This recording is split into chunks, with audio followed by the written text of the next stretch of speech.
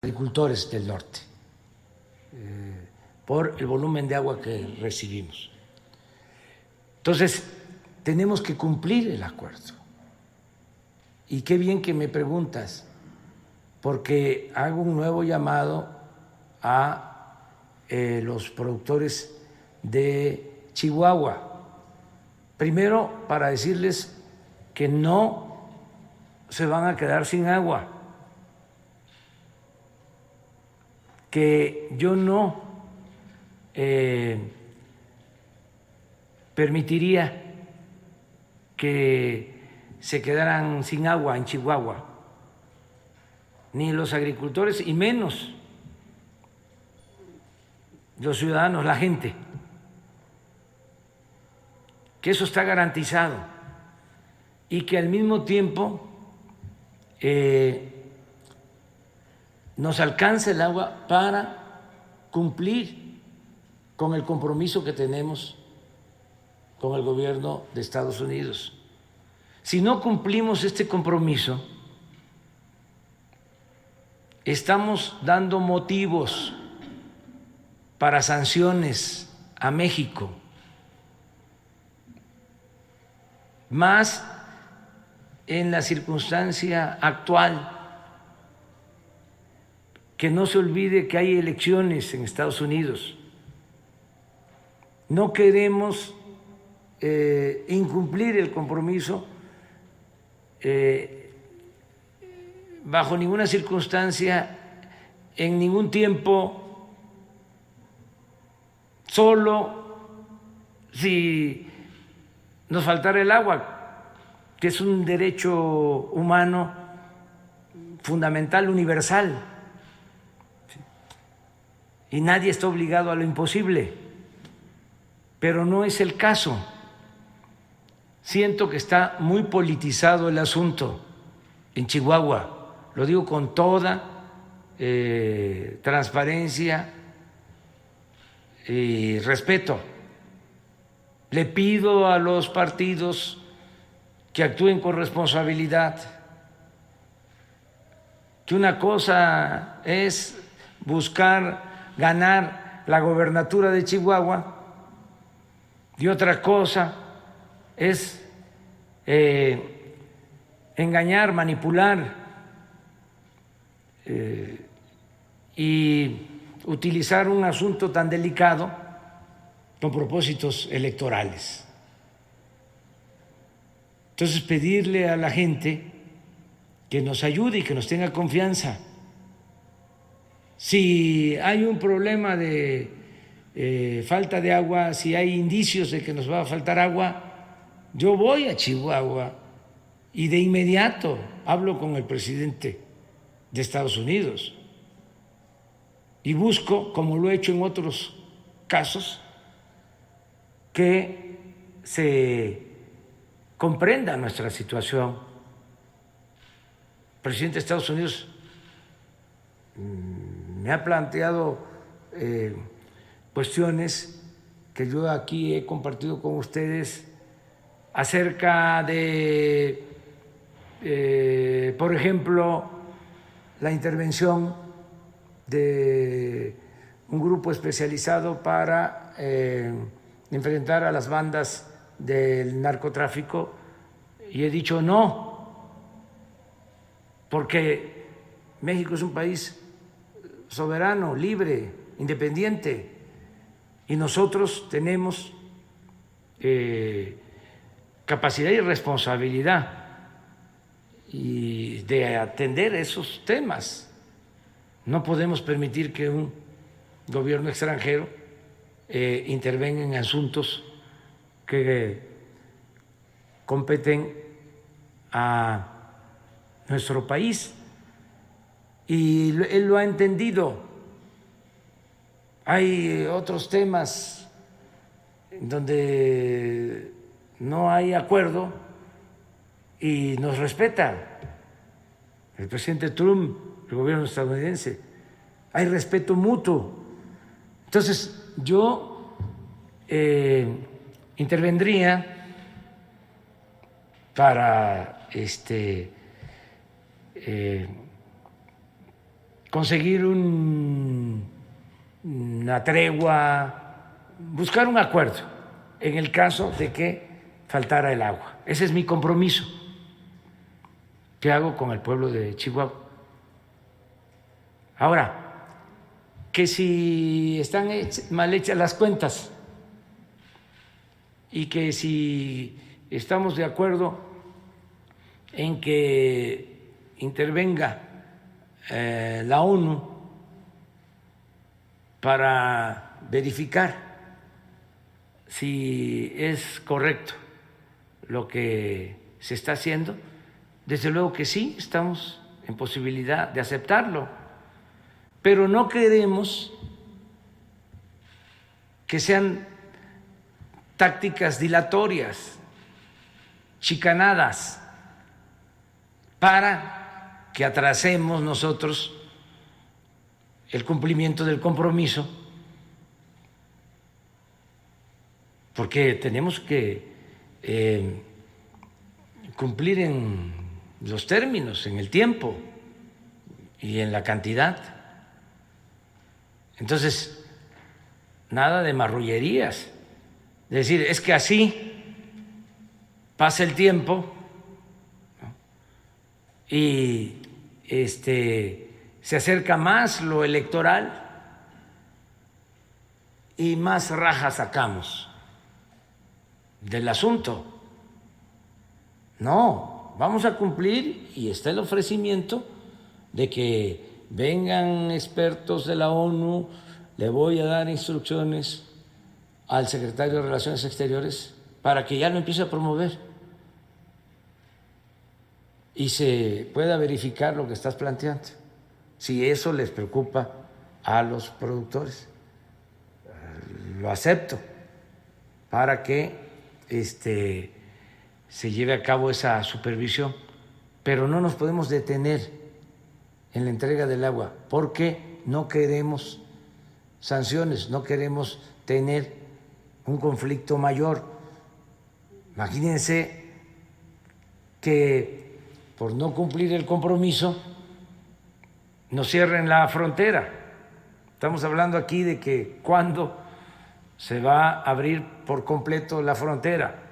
Estamos hablando de que eso deben también saberlo, conocerlo los agricultores de Chihuahua,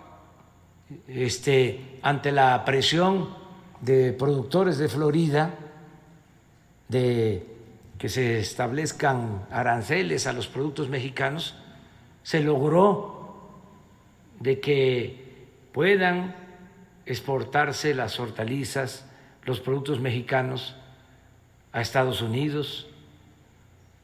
Estamos defendiendo los intereses de los productores nacionales. Entonces es cosa de que nos tengan confianza y que no se dejen manipular. Tengo información de que la gente en Chihuahua está actuando de manera responsable y eso es lo que espero, que se siga dando. Y yo voy a estar pendiente por si hay una situación que pueda poner en riesgo el abasto del agua, intervengo de inmediato. Pero hasta ahora tengo información de Conagua de que no va a faltar el agua en Chihuahua y que podemos cumplir con el compromiso con Estados Unidos. Muy bien. Miguel Ángel. Muy buenos días, señor presidente. Miguel Arzate, del Sistema Público de Radiodifusión, el SPR, Canal 14. Preguntarle, después de que ofreció este mensaje con motivo del segundo informe de gobierno, si puede ofrecer alguna evaluación de los integrantes de su gabinete, si considera que algún secretario o secretaria ha tenido algún papel fundamental durante estos 2 primeros años de gobierno. Sí, lo hice público, hice un reconocimiento especial al secretario de Marina y al secretario de la Defensa, que han actuado con lealtad, y con eficacia. He contado con el apoyo de las Fuerzas Armadas. Me han ayudado mucho. Recientemente le estoy encargando a la Secretaría de Marina el control de la operación en los puertos, porque era, para decirlo con claridad, plata o plomo. Y no había control en los puertos. Pruebas, los homicidios en Colima y en particular en el puerto de Manzanillo.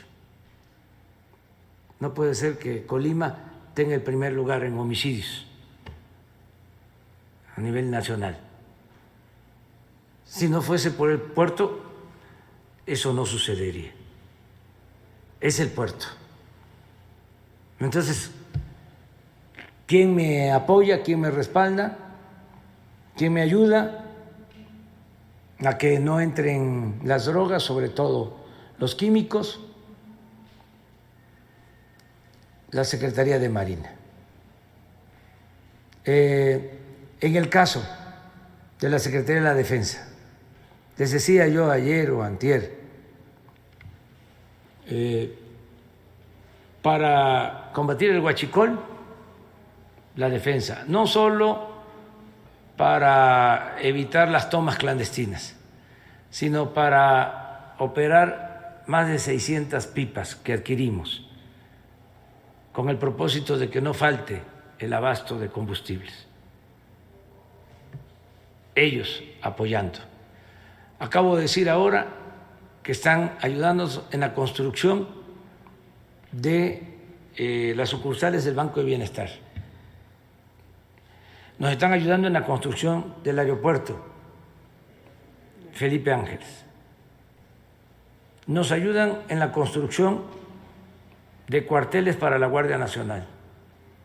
Nos ayudan con el reclutamiento, la formación de elementos para la Guardia Nacional. Nos ayudan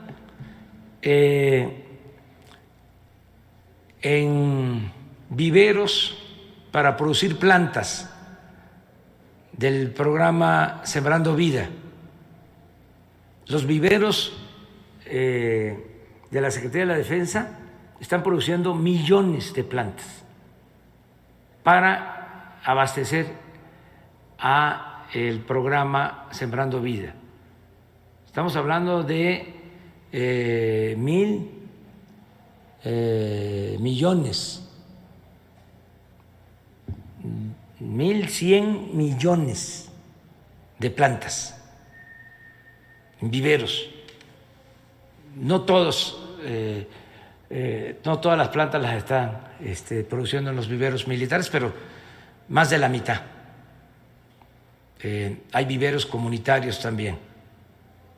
Entonces, esas dos instituciones me apoyan mucho.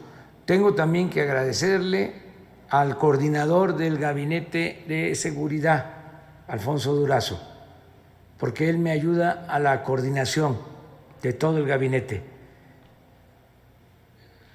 Han tenido los integrantes del Gabinete de Seguridad una actuación destacadísima, pues es con el gabinete que me reúno más todos los días, porque es atender lo que más preocupa a la gente, que es la tranquilidad, la seguridad. Entonces, la mayoría de los integrantes del gabinete están aplicados a fondo, todos. No hay en el corto plazo la intención de que haya cambios, de cambiar a nadie. Si bien nos está platicando que la mayoría tiene una participación destacada, ¿hay algún integrante de su gabinete, alguna secretaria, algún secretario que no haya cumplido o no esté cumpliendo con las expectativas de la Cuarta Transformación, esté al nivel de las circunstancias que se requieren? ¿Algún secretario que le haya presentado alguna situación que lo haya decepcionado? Preguntarle, ya nos adelanta de que no habrá algún cambio pronto, pero ¿sabe o tiene información de que algún miembro de su gabinete esté pronto a dejar el cargo buscando algún puesto de elección popular como alguna gubernatura? Eso posiblemente sí se presente, porque ya van a venir las elecciones y el que quiera agarrar ese camino, pues va a quedar en libertad. ¿Algún miembro de su gabinete que ya sepa quién Todavía puede no sé bien, pero es muy probable que que decidan ejercer su derecho a votar y a ser votados, pero todavía no. ¿Algún miembro no está cumpliendo la expectativa de la Cuarta Transformación? No, todos están ayudando, Lo que hay son a veces criterios distintos, y este es un gobierno en donde se garantizan las libertades, donde no hay pensamiento único, donde hay criterios, no es un gobierno autoritario. Yo respeto el punto de vista de todos y se convence, no se imponen las cosas, ¿no? Entonces escucho a todos y tomamos decisiones por lo general de manera colegiada. Es decir, nos reunimos, tratamos temas, por ejemplo, lo de la rifa, que hoy nos vamos a reunir. ¿Con quién me reúno? Con el director de Banobras, con el director de la Lotería Nacional, con el encargado de la comunicación social, Jesús Ramírez, que aprovecho para decir que me ha ayudado muchísimo, y él es a veces una especie de pararrayos, porque si yo digo algo aquí sobre un medio, piensan que es Jesús. Dice, es que no le informa bien al presidente o le da mala información. No, él me da muy buena información y me ayuda mucho. También es que somos libres. Se querían mucho y se respetaban Francisco Zarco y el presidente Juárez. Y en una ocasión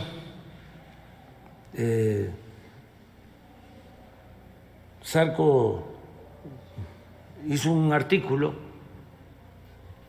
dando su opinión y le atribuyeron el contenido al presidente Juárez.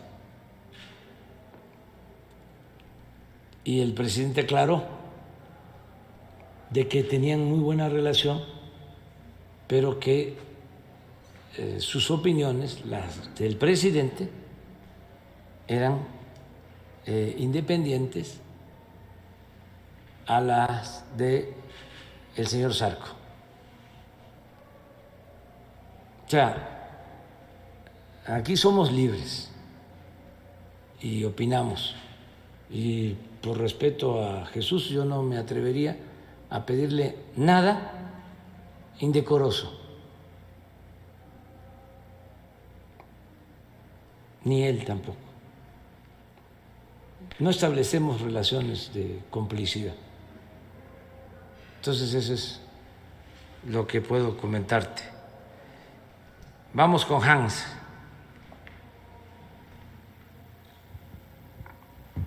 Muchas gracias, presidente. Hans de Sin Censura con Vicente Serrano. Bien, el pasado 28 de agosto, presidente, se cumplieron 10 años de que el gobierno de Calderón llevó a la quiebra Mexicana de Aviación, pues con intereses obviamente contrarios a respetar el trabajo, el empleo de la gente. Estamos hablando de más de 8.500 trabajadores, 700 jubilados. Usted conoce el tema puesto que le han entregado información al respecto, los propios trabajadores. Sigue pendiente hacer justicia al respecto. Aquí hay dos puntos concretos que yo le preguntaría. De acuerdo a lo que ellos están haciendo, pues están tratando de sobrevivir de diferentes maneras. Una de ellas, por ejemplo, algunos trabajadores y jubilados, es preguntarles si los apoyaría en su cooperativa para poder ellos subsistir. Ellos están tratando de hacer actividades, obviamente, de ingresos de manera productiva, pero aún están sufriendo esta situación. Ese es un punto. Y la otra es en función de que el espacio aéreo pertenece a la nación y que su usufructo fue concesionado a una empresa que desde hace 10 años no puede ser finiquitada, ¿su gobierno estaría dispuesto a ejecutar la requisa a Mexicana de Aviación? Sería el primer tema, presidente. Sí, nosotros vamos a seguir respetando las resoluciones judiciales sin afectar a los trabajadores. Es decir, hay demandas presentadas y queremos que se desahoguen y que sea el Poder Judicial, en este caso, el que resuelva. Y nosotros hacernos cargo si tenemos responsabilidad como gobierno, como Estado mexicano. Entonces estamos esperando que esto se resuelva. Y desde luego todo lo que podamos ayudar a los extrabajadores de Mexicana, ya sea que están todavía en activos o que están jubilados, estamos dispuestos a ayudarlos. Siempre vamos a estar dispuestos a ayudarlos. Fue pues un acto de injusticia lo que se cometió. Lo mismo que con los trabajadores electricistas, ¿sí? No hay que olvidar que en el caso de Mexicana fue una concesión que se entregó después de la elección presidencial del presidente Fox. Se entregó esta concesión porque habían relaciones de amistad y esta empresa que era pública la privatizaron, Mexicana. En el siguiente sexenio, después de la elección, igual, para pagar favores, se privatizó Aeroméxico. Eso ya lo hizo el presidente Calderón. A mí me daba tristeza porque los pilotos, las trabajadoras de las dos empresas, muchas, yo les diría que la mayoría, votaban por ese partido. Y les pagaron así.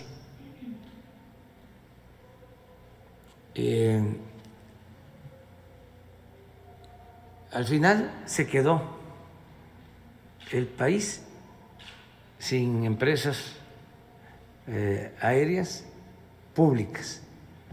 Todo se privatizó.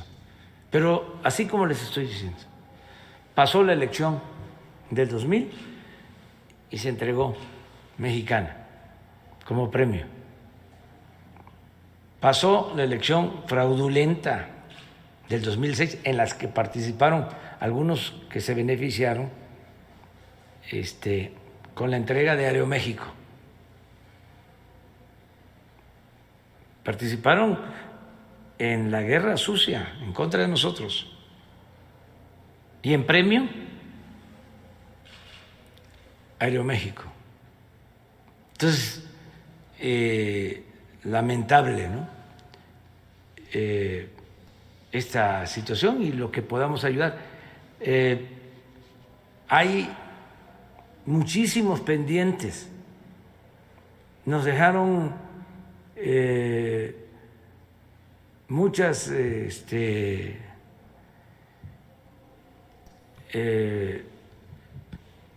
cuestiones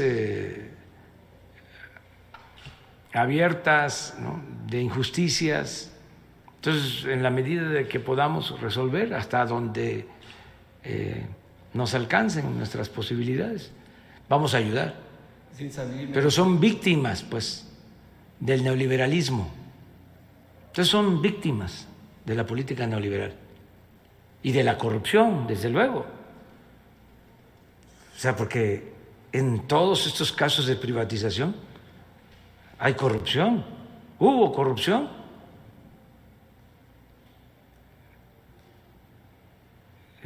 Lo que pasa es que se olvida, si yo ahora estoy refrescando este asunto, es porque me interesa mucho que se enteren los jóvenes. Porque si hablamos de que Mexicana, que era una empresa pública, la entregaron en el 2000, 2001, 2002,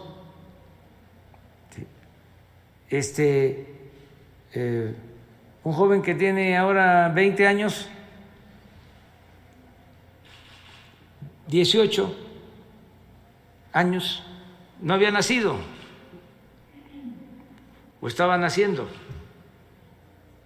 pero no hace mucho, fue en el 2000. Se entregaron a Aeroméxico en el 2007, pues un joven que nació en el 2007 tiene ahora 13, ¿no? 13 años. Entonces, que no se olvide esto. Es historia reciente. Y ahora que me digan que no es cierto, de que no fue así, como lo estoy diciendo, de que a Gastón Azcárraga, que era el dueño de Mexicana, no lo trataron de manera preferente, o que no fue, como estoy diciendo, lo de Aeroméxico.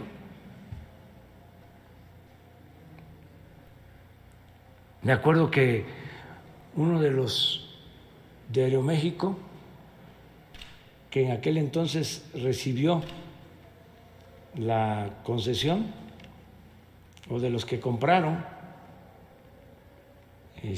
a buen precio Aeroméxico, había estado de presidente del Consejo Coordinador Empresarial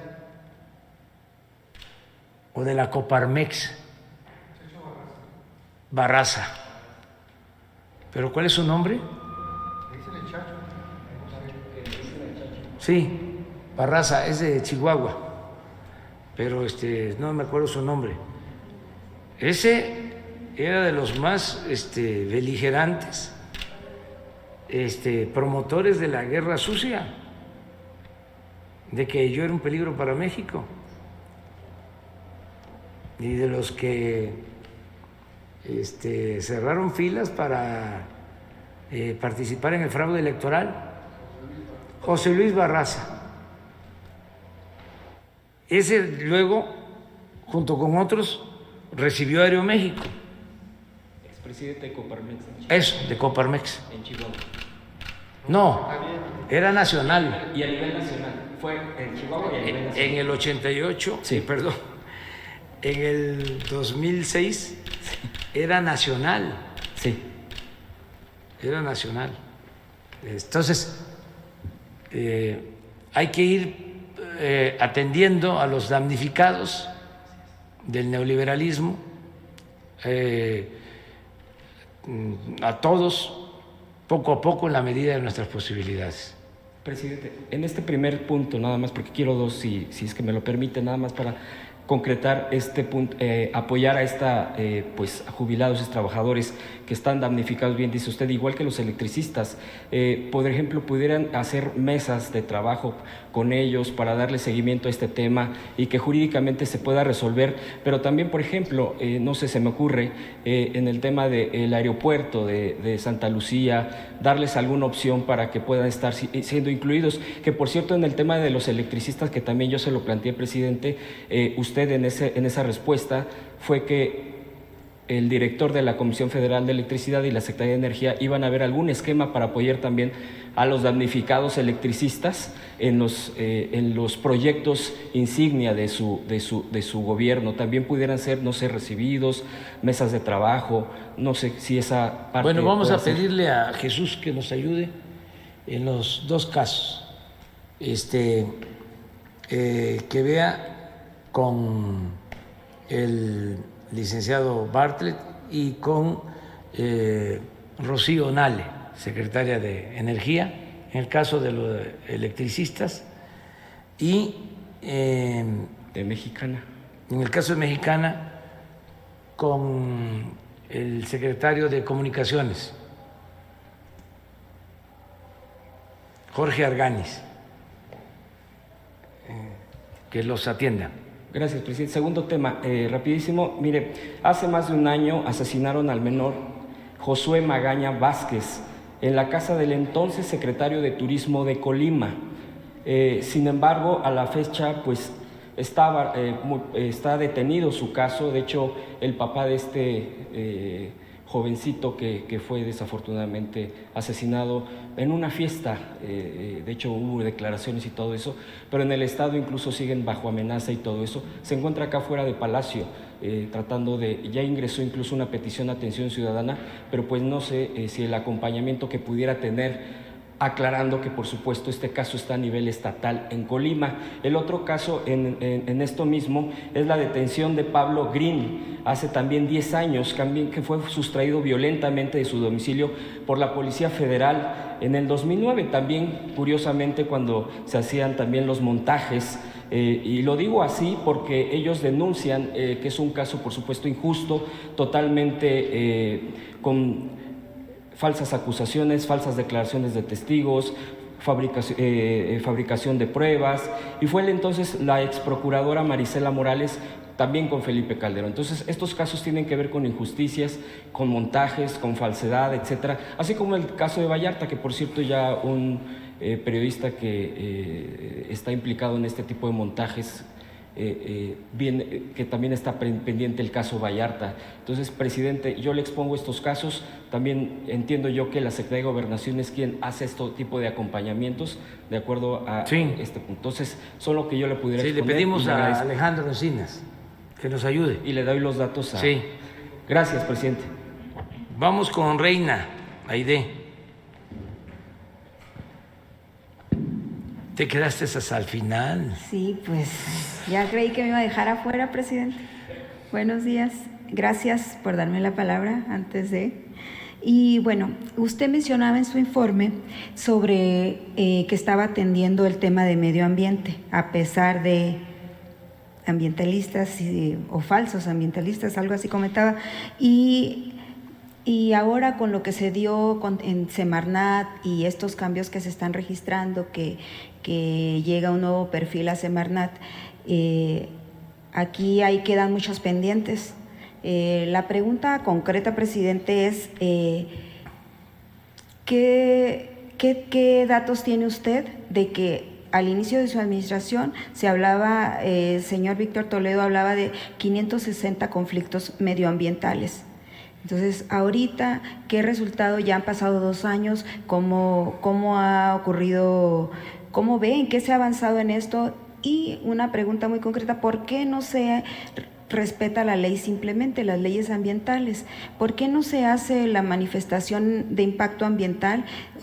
Supongo que usted conoce que es un documento muy importante en cada obra que se hace, sobre todo si son megaproyectos. Entonces, ¿por qué simplemente no se respeta esta ley? ¿Por qué no se ha acabado de limpiar? Ya usted explicaba también que hay conflictos internos, que hay quienes defienden el medio ambiente y hay también quienes están tratando de proteger los intereses de empresarios y de estos grandes megaproyectos. Pero si me puede responder esto. Ayer también la Secretaria de Economía ya daba también cómo iba a estar la operatividad de las minas y cómo dice ella que van a seguir, incluso habla de una mesa de seguridad con las empresas mineras, que es uno de los principales problemas que se tienen en algunos municipios o estados.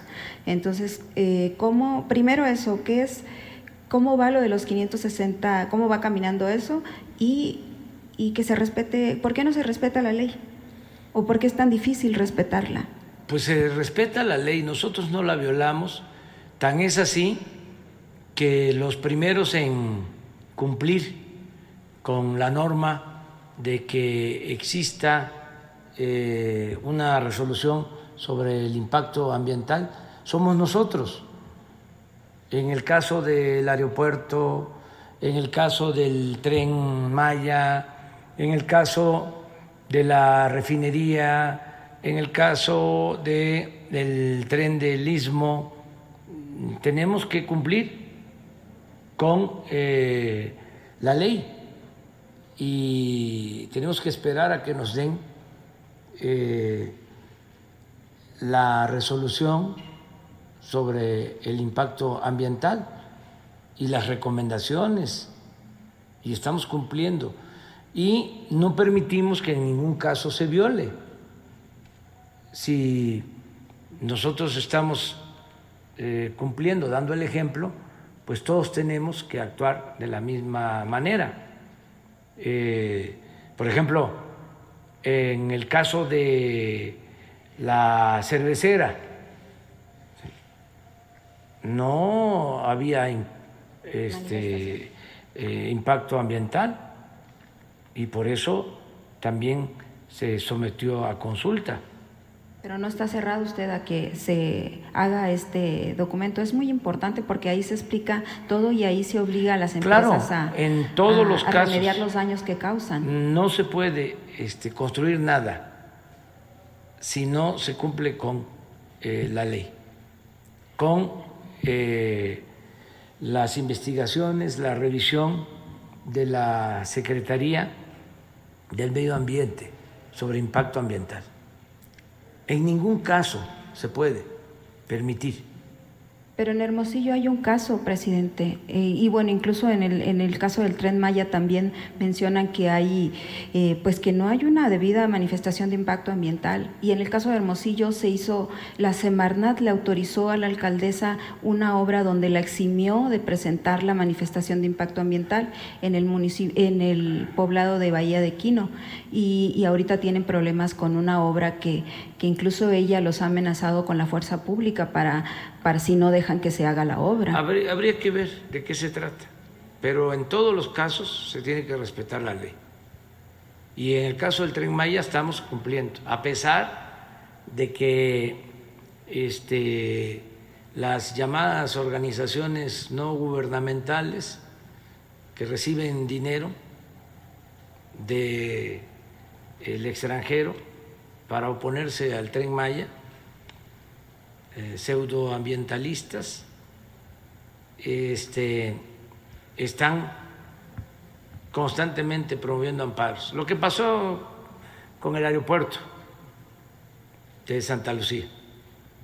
No iniciamos trabajos en Santa Lucía hasta que el Poder Judicial no resolvió todos los amparos. Como 40, hasta un exministro conservador de la Corte estaba en ese grupo que son estos que se denominan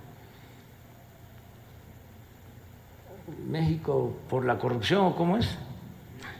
Mexicanos a favor de la corrupción, sí. Presidente, Claudio X González. Presidente, pero ahí nada más le di un dato. Pero ese mexicanos a favor de la corrupción, porque ni modo que les voy a decir que en contra de la corrupción, o sea, que engañen a otros. Es como cuando hicieron, ¿se acuerdan? El pacto por México. ¿Se acuerdan del pacto por México? Sí, hay de organizaciones a organizaciones. Y yo dije, pero también, pacto contra México. presidente, sí Y hay. no me equivoqué, espérate. Bueno, No me equivoqué. Pacto contra México, pues fue toda la entrega de sobornos.